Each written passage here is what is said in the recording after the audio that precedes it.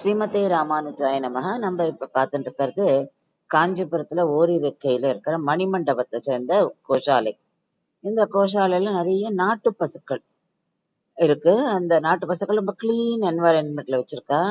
நாட்டு பசுக்களை பார்க்கறதே இப்ப அபூர்வமா போயிடுது. இந்த பசுக்களை பார்க்கும்போது எனக்கு சின்னஜீயர் சுவாமிஜி சொன்னவர், அவரோட லெக்சர் அட்டன் பண்ணும்போது அவர் கேட்ட ஒரு கேள்வி ஞாபகம் வருது. அதாவது அவர் என்ன கேட்டாருன்னா, பசுன்னா நீங்க எப்படி சொல்வீங்க, அதை டிஸ்கிரைப் பண்ணுவீங்க அப்படின்னு. அதோட ஸ்பெஷல் ஐடென்டிட்டி என்ன அப்படின்னு கேட்டார். அப்போ ஒவ்வொருத்தரும் என்ன சொன்னான்னா, 4 கால்கள், வாலு, கொம்பு எல்லாம் சொன்னார். ஆனா அவர் என்ன சொன்னார்னா, அந்த கழுத்து போர்ஷன், அந்த மடிப்பா அப்படி விழறதே சதை, அந்த சதை வந்து அப்படியே ஃபோல்டடா இருக்கும். அதுதான் வந்து அதோட ஸ்பெஷல் ஐடென்டிட்டி. அதுதான் நம்ம நாட்டு பசு மாடுகளை பார்ப்போம் அப்படின்றார்.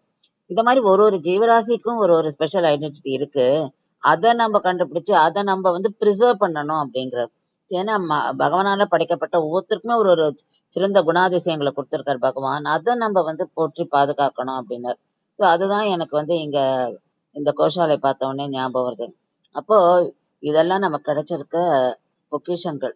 இதனால நம்ம வந்து நம்மளால என்ன முடியுமோ அதெல்லாம் கான்ட்ரிபியூட் பண்ணி நம்ம ப்ரிசர்வ் பண்ணணும். ஸ்ரீமதே ராமானுஜாய நமஹ.